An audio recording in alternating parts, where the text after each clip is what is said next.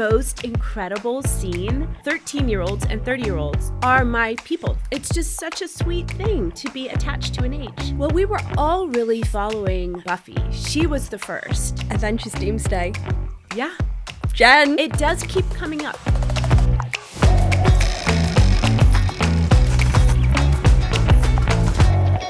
Today is a yes day. She's a miracle from heaven. Dude, where's my guest? She's here. It's Jennifer Garner. Hi. Welcome to My Life in Movies. Oh, so lovely to be here. We're going to do a deep dive into your incredible career. Are you ready to get geeky? I'm ready to get geeky. I hope I remember. Okay.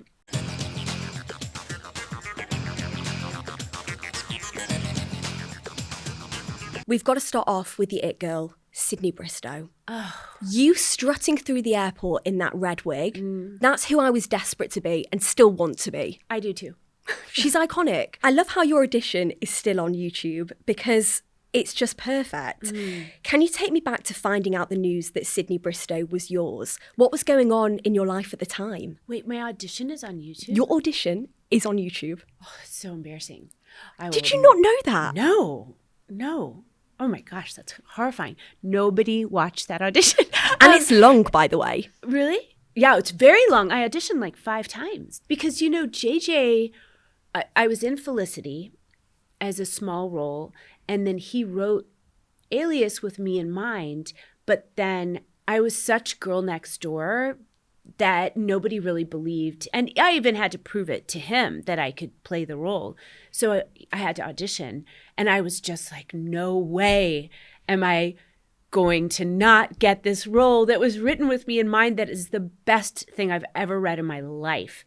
And so I went all out. I just went through the yellow pages and went to the local karate studio, the dojo. And I just joined a class of 7-year-olds, and I learned how to kick and fight. And then I did private lessons as well with this wonderful master. And by the time the final audition came, I could do a couple of things. But can you take me back to finding out the news that you got the role? I was in a movie theater because the audition process went on for months, and I thought by the end, I think I'd been given kind of a signal that it's possible, but until I knew, I just could not rest. And so I think my agents called while I was in the theater, and I don't remember what I was seeing. I don't think I saw any of it. And I ducked out and answered the phone, and then I was just like, oh, I was so excited. Yeah. That is so full circle. Yeah. That's incredible. And it was one of those times like, there had just been this role that I wanted so badly on West Wing that was a recurring role that I auditioned for, and I didn't get it. And it ended up not, it was a nice role, and the actress was wonderful who played it, but it didn't end up being a game changer for anyone. It wouldn't have been for me, but it was the best thing I had been up for a while. And when I didn't get it, I had to go like out of town and sit with myself and just be like, I'll be okay. And then weeks later, Alias came up, and it just is, I always think back to that time. You never know. What is it? God's rejection is divine protection. that rejection of that role made way for Alias anyway. Yeah, it was meant to be. Yeah. Well, the early 2000s was such a strong era for drama led by incredible women. We had Alias, Buffy, Charmed. Yes. How did it feel to be a part of that time? Well, we were all really following Sarah Michelle Gellar. We were following Buffy. She was the first. And Alias, everything just built off of what she started with Buffy. And Alias was that. I mean, and also we have to say Kerry Russell as Felicity. Her performance, I rewatched bits of Felicity because there was a podcast about it and I had to speak, so I went back and rewatched and was like, oh my gosh, everyone was so good on that show. 300? Go fish. Catch Me If You Can. You circling Leo with those cards. I know, it's steamy. Is that not the most incredible scene? One of my kids watched that movie recently and didn't know I was in it and was like, Mom! It's hot. Yeah. What are your memories of filming that scene with Leo, though, at a time when he was just everywhere? He was everywhere. It was as much about, I mean, the crew. It was Spielberg's crew, and it was Mr. Spielberg, and he called me himself and asked me to do it, and I didn't even have to audition. And it was Mr. Spielberg really liked Alias. He and JJ are friends. I don't know if they were friends at the time, but he really liked Alias, and they were in the process of putting together Catch Me If You Can. And there was a scene in the book that wasn't in the script originally. And to my recollection, they added the scene to the movie so that they could offer it to me. And then Alias, I worked every day, and I worked these crazy hours. It's kind of like legendary how ridiculous the hours were on Alias. And so I finished at midnight on Alias and started at 5 on Catch Me If You Can, and worked an 18-hour day on a Saturday, and then went to bed, learned my fights for the week on Alias the next day and my languages, and then was at work at 5 on Monday. But it was so worth it. It was I just remember Leo walking into hair and makeup, and of course I'd already been there, and he just launched into the scene, and I was just like, oh my gosh, I just assumed he wouldn't know his lines yet. And instead, he's just launching in for us to run them with each other. I don't know. I was just so impressed. I love how you call Steven Spielberg Mr. Spielberg. I'm sorry, that's just amazing. Doesn't he deserve that? Absolutely. Respect, yes. The film's all about faking to be someone you're not and getting away with it. Have you ever successfully pretended to be someone else? Oh my gosh, so many times. I pretended that I could ride horses to get a job, and then they put me on the horse. And as they said, rolling, which you can't say around a horse because horses learn it. So they have to come up with new ways to tell everyone to roll the film. So they use the British term turn over. They'll say, okay, go ahead and get going. And everyone stays really calm so the horse doesn't get excited. But as they did it, I would turn my head away from camera and cry. And then when they said action, I would turn back and do the scene because the horse was not in the mood. And the horse, what they did, let me just tell you this. This was a TV movie way before anything. What happened was they did the stunt with the stunt double first, where the horse ran around a paddock and jumped over the gate of the paddock and out. It was just a normal, it was just a jump for a horse. It was no big deal for this rider. But the horse wanted to do that jump because it had been doing it all morning. And they put me on the back, and the horse every time started to go to the jump. And I was so scared and so unhappy. And I had not practiced as much as I should have, which I would never do now. But I turned my face away and cried, and they would say action, and I would look up and look all serious and happy and do the bit and turn that horse with all my might away from where it wanted to jump.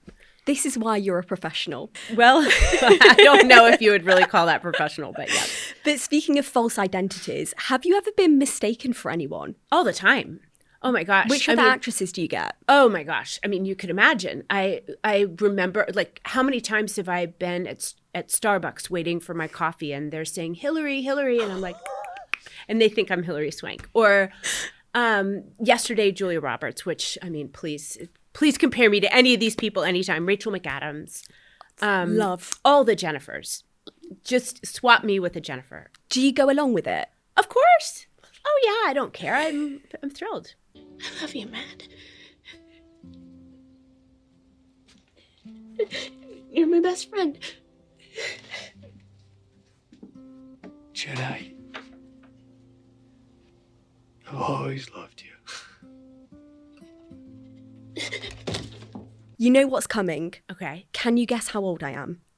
Oh, are you I'm 30. Flirty and thriving? Flirty. And because I'm with you right now, I'm absolutely You thriving. are thriving. I can see that. Oh, I'm so pleased. 30-year-olds are my people. 13-year-olds and 30-year-olds. And if you see me in an airport and you have someone in your life that is about to turn 13 or 30, go ahead and stop and ask for a video because everyone else does. And I'm so happy to do it. And it is, it's just such a sweet thing to be attached to an age. You're actually going to make me cry. When you hear 13 going on 30, what is the first thing that pops into your head? The director, Gary Winnick, may he rest in peace. He was wonderful. He was wonderful. And he's why we all have such a connection to the experience of making the movie. It was play. We played. We really played. And just the fact that you and Mark are still so close. I know.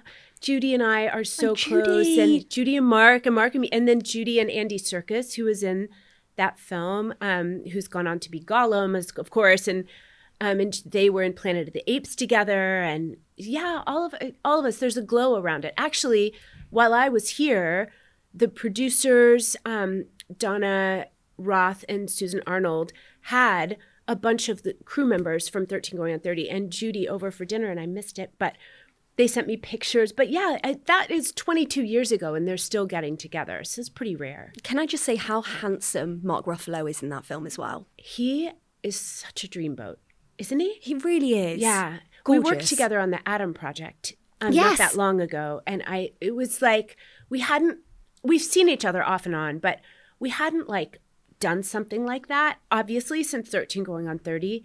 And it was like, wow, all of that history translates, you know? It's really nice. Your range in that film is incredible because you're playing a 13-year-old. If I was to walk into teenage Jen's room, what would I learn about you? Not a lot, because my mom was strict and didn't allow posters. Oh, Pat. Yeah, Pat did not. Pat did not allow posters. It was very stark. And so, but she had made my quilt that was on my bed, homemade. And she made it with a lot of love. And yeah, you wouldn't see a lot. There'd be, some ballet shoes lying around and things like, there would be clues. There would be clues. You were in a marching band at school. Of course. This is it's probably my favourite fact about you. It's very American, isn't it? Do you have marching bands? No, we don't. This is No. why I'm fascinated. Oh, please come and see them. They move your soul. Did you love being a part of the marching band? Of course I did. I cry every time I see a marching band. I do. I can't help it. It's something, anytime I see people working really hard, especially if they're kids and they're on stage, and I think about all their rehearsals, or I think about a marching band and how hard they've worked, the next thing you know, I'm crying. I need to watch these videos on YouTube. Also, am I right in saying that you weren't allowed to wear makeup or dye No. your hair? No, my dad was quite strict. So we weren't allowed to have nail polish, or we couldn't like perm or color or feather our hair, which was very big at the time. So we would put lemon juice in it and sit in the sun. And I came home with like a light pink polish on, and he was like, Jennifer. So yeah. So you weren't very rebellious? No, my rebellion was putting on blush in homeroom. Yeah, I was the most rebellious of the Garner girls, but we were all pretty good. I don't know how my parents did it. We just were pretty tame. I'm Jenna, by the way. Yeah, I know. I'm Becky. How old are you anyway? 13. Me too. Used to be. The amount of Jennas that I see every Halloween, Aw. also the Thank You Next music video. Oh. Was there a moment where you realised this is even bigger than I ever remembered? Yeah, I feel like as your age has entered into the age of looking back and being nostalgic, and as 13-year-olds, kids who were 13 at the time have turned 30, that's when it really ratcheted up to another level. I mean, Jenna Rink taught me that it's so important to embrace your inner child. And that's what I love about you as well. And that's what you do on social media. Like you crying, sweating on the phone to Julie Andrews. It's probably one of my favourite gosh. videos ever. Woo! How That was big. How important is it for you to, embrace that inner child? I think it's so important. I think it's so vital. Otherwise, you're cutting off a huge source of joy. And we have to not only allow, but invite joy in. Please tell me you actually got that lunch with Julie Andrews. We haven't.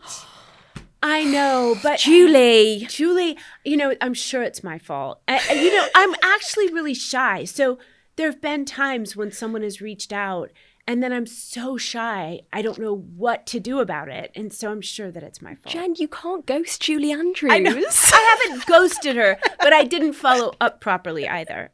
But she knows. She knows how I feel.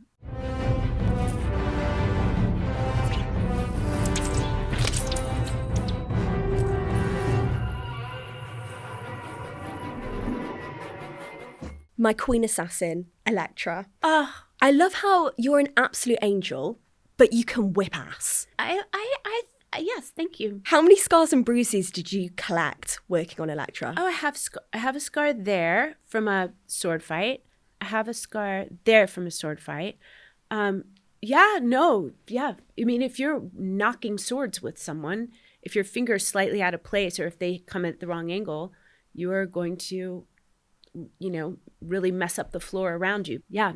I got knocked and it was just a mess. And there was dirt on the ground. And I was just like, they were like, let's stop. Let's stitch you up. Let's figure it out. And I was like, hell no. My adrenaline was going. I picked some dirt off the ground. I packed it in. I was like, we'll clean it out later. Let's go. You are badass. You get into a mode. I'm not really in real life, but in that mode, I can get quite, I want to get it done.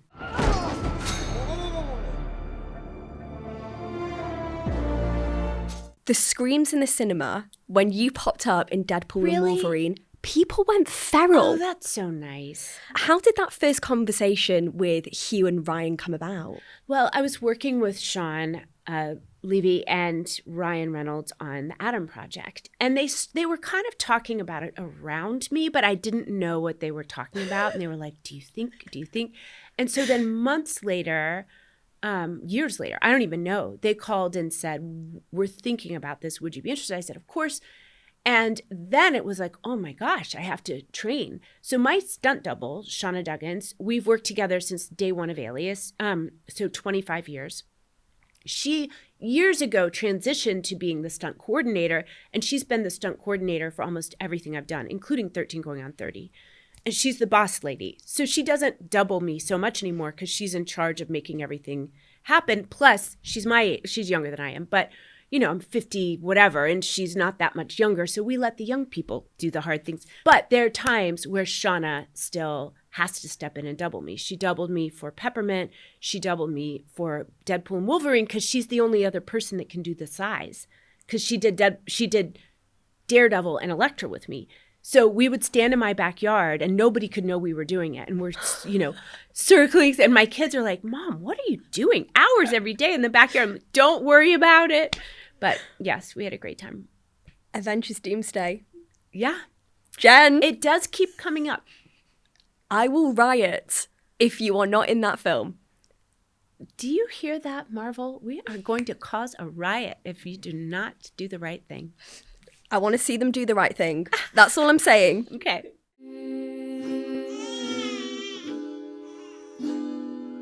Would you like to meet your son? I have a son. The most perfect movie, Juno. Most perfect movie. So I rewatched it over the weekend, and the experience of watching it as a teenager when I first watched it compared to watching it as an adult is so different. How do you feel like people's responses have changed over time to that film? It just gets more perfect as time goes on. Elliot Page. You don't get better. Jason Reitman, perfection. I mean, that Allison Janney and my God, I'm obsessed with her. I'm obsessed. And J.K. Simmons, unbelievable, like all around. Olivia Thirlby, so Michael Cera. Michael Cera. I love Michael Cera. I watched it with my teenager, one of my kids, during COVID, and it's the one film of mine that my kids love and can bear watching. They were tortured by 13 going on 30 and sleepovers and parents thinking that, of course, they would love to see it. And instead they were mortified and like, I think I need to go home. But Juno, they absolutely love. And that's fun for me. I mean, the scene where Vanessa is talking to the baby bump gets me every time. It melts my heart.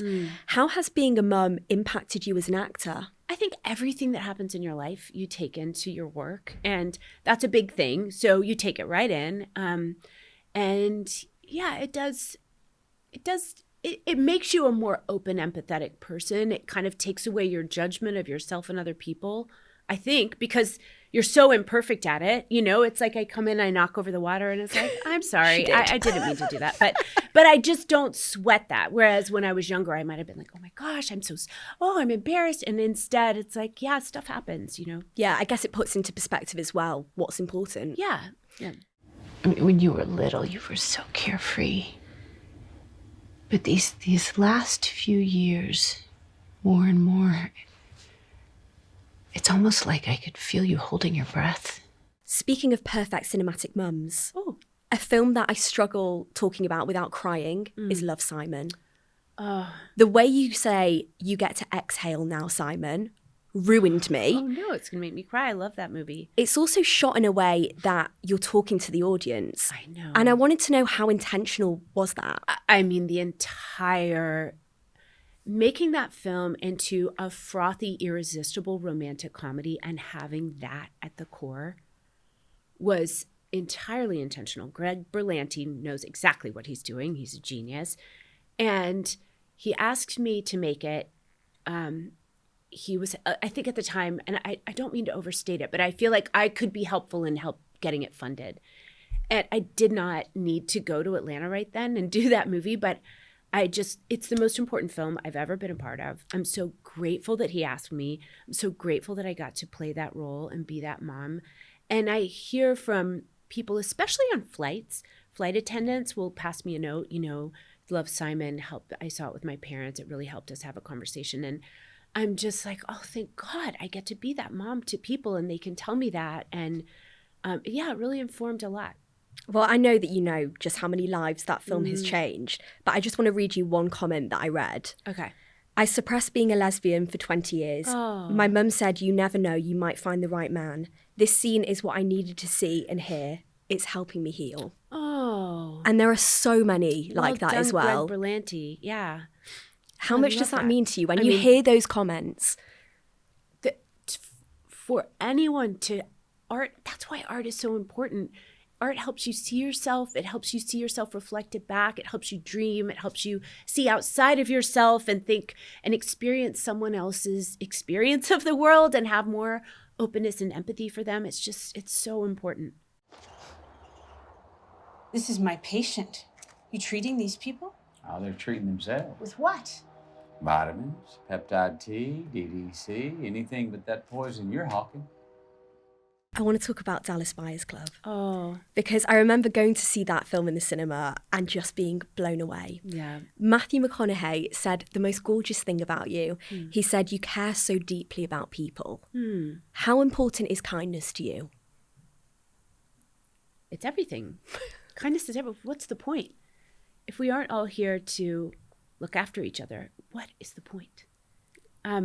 But Matthew's the same, by the way. So I had my third baby. I hadn't worked in a long time. And I went back to work for that movie. And the way we shot the whole thing in 21 days. And I was nursing. And we were shooting. It was the first day. And around bedtime for my baby, all of a sudden my boobs exploded. And I needed to pump. But we shot so quickly. There was never I had pumped through a lot of movies, and always there's like, okay, there's a 15-minute break and we're going to turn the cameras around. And I would say, great. I would say to the first AD, I'm going to pump really quickly. I'll be right here. And nobody would have to wait. It'd be fine. And I would take care of it. I couldn't on that film. So all of a sudden I'm in agony. I'm thinking of my baby. For some reason, that third kid, leaving him was so hard. And I was a disaster. And I start crying and I can't stop crying. I'm not supposed to be crying. And Matthew said, "What is going on with you?" Because we knew each other from Ghost of Girlfriends Past. And I said, "I need to pump. And I don't want to slow anyone down. I don't know what to do." And he said, "Guys, I need a minute." And he said, "Go and just do what you need to do." And so the rest of that film, every time I needed to pump, and he wasn't eating. Nobody wanted that movie done more. I've never wanted a movie done more than watching Jared and Matthew go through that film without putting food in their bodies. I mean, Matthew ate more methodically. Jared just stopped eating, which was horrific. And yet he constantly took the heat for me and said, just go. And let me not have to wean my baby, which, what a gift, right? What a gentleman. You sharing that story has honestly brought tears to my eyes. Yeah. That is... He just quietly took care of me in that way. Yeah, I know. What a gentleman. How emotionally challenging was working on that film? So difficult. I was honestly scared for them, especially Jared, who just literally stopped eating. He would go to Whole Foods and pick up broccoli and smell it. I'm not even But I kidding. can kind of imagine. Yeah, Matthew Matthew, I doing know, that. right? He was more intense. Matthew had very methodically taken his caloric intake down, but still, and they were both so raw emotionally, and just all around. It was just I wanted to put my arms around everyone and just take care of them, and was very, very grateful to rap. And at one point, I said to Matthew, we're done in 2 days. Are you looking forward to it? And he was like, oh, I can't. I'm just running through the finish line. I don't even want to know. I said, okay, let's just go. But it was incredible. And Jean-Marc Vallée, what a beautiful man. Beautiful. It paid off, Yeah. for sure. Yeah. Even without everything that's going on, plenty of people are going to try to tell you who you are, or who you're supposed to be. I'm just saying, I think you know already. I've been patiently waiting for season 2 of The Last Thing He Told Me. Oh, And great. here we are. I know. Finally. Yes, it's happening. Hannah's in action this season. I Wow. was like, get it. Get Yeah. it, girl. Reese Witherspoon said she broke her foot working out with you. She did. What did you put the poor lady through? Well, this was a long time ago. I was in a bit of a rough spot in my life, and I've always used my workout to, it's mental health as much as anything, right? And especially I love a dance cardio workout. So a dance cardio workout, you're gonna feel better than when you start. It doesn't even matter. You're just even if you can't do anything. So Reese and I worked out some together in this particular Body by Simone. She's a British woman who is a brilliant trainer. And so we worked out together. In this case, Simone was with me, and I needed a workout buddy, and I was like, Reese, we're working out. And we just kept dancing and dancing because it had been a really rough day. And we just kept going. And I could see that Reese was limping a little bit, but I mean, so yeah, apparently she broke her foot, but she didn't want to tell me because she was just like, I am here for you. I'm here for what you need. I got a thing I need you to clean up for me. Your location? Just tell me where she is. I mean, I feel exhausted for Hannah. She's been through so much. And I'm interested to know, was there any music that you listened to help get into character for season 2? Well, what I love about Laura Dave is that she writes to music. So the sequel, she wrote The Last Thing He Told Me, and she listened to Bruce Springsteen and the E Street Band, some particular song. And then for the sequel, The First Time I Saw Him, which is instant bestseller, such a great book, she listened to Cardigan by Taylor Swift. I listened to Stevie Wonder. And I was obsessed with over time I've been building my castle of love. And that is the song I listened to all of season 2. It has nothing to do with pumping you up, but I was obsessed with it. You and Judy Greer are back together as Yeah. well, which makes me so happy. Like, that's your bestie. Yeah. And I love how you have her on Find My Friends. Oh, yeah. Amazing. I was like, did I say that somewhere? Yes, I do. What kind of bestie are you? Well, I have to say an inconsistent one, which is why it takes a friend who is also super busy and all over the place. And if we don't talk, we've literally gone years. And then we just pick right up. This was a long time ago. We haven't gone years in a long time. But I mean, we've known each other for 20 plus years. And there was a period in there when I was having little babies where we didn't see each other or speak. And then once we did, we were like, okay, we got to take care of this. So now we're in pretty consistent contact. But if she's somewhere and I'm somewhere, I might get a postcard, or she might be like, oh, I just saw this mug at a shop and thought of you. So yeah, we're So cute. It's very lovely. Those are the best kind of friendships as well. Yes, where you can I just don't go believe in straight back guilt in. has no role in female friendships. 100%. Yes, everyone's busy. Everyone, there's no room for guilt. Thank you for saying that. Yeah. I love hearing it. If you knew then everything you know now, would you do it all over again? You really campaigned for this role because you love the book so much. Yeah. Are there any other books that you'd love to see adapted? Well, I have another show that I'm for Peacock later this summer that's called 5-Star Weekend by Ellen Hildebrand. And her books are they couldn't be more opposite, but her books are also incredibly adaptable and very, very fun. So I can't wait for that one. And by the way, Judy's in that one too. Oh my God. Yeah, I know. I need to interview you both together. Oh, yes, you do. Yes. Before you leave and I stop crying, because I will, I've got a quick fire movie questions that I do with all of my guests. Okay. Are you ready, Jennifer Garner? Okay. Go ready. to comfort film. Go-to comfort film. Oh my gosh. Bette Midler. Oh, anything Bette Midler. Yeah. Beaches. Oh. Beaches. Yeah. Film that terrifies you the most. I can't watch any horror films. I've never seen Jaws. I cannot see anything that I don't like. A jump scare. Don't show me a scary movie. I've never been in a horror movie. Like watching jump scares, I feel like I'm going to have a heart attack. Me too. So it's the not same. for me. Film that makes you cry. Oh my gosh, Stepmom. Who would play you in a biopic? Ooh, I instantly thought of dancers, but dancers probably wouldn't play me in a biopic. They'd play me in the ballet.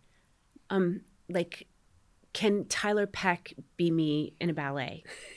Actor you're desperate to work with that you haven't already. Actor I'm desperate to work with. I just want to work with my old buddies again. I want to work with Mark again. And finally, the film of yours that you think deserves more love. Oh, Butter. What is it about Butter? It's with Yara Shahidi. We're enemies. As if anyone could be enemies with 8-year-old Yara Shahidi. We're carving butter in a fair, and it's just so out there. Yeah. Jen, you are an angel. Oh, Thank you so much for making us feel so seen with all of your amazing movies. So kind of you. Thank you for this wonderful interview. Just such a pleasure to chat with you. You know, it's been a dream interview, so thank you so I've much. loved every minute. I hope people enjoy the second season of The Last Thing You Told Me. They absolutely Really will. proud They're of in it. for a treat. Yeah, it's very propulsive. Yeah, good. Amazing. Thank you so much. Thanks, you guys.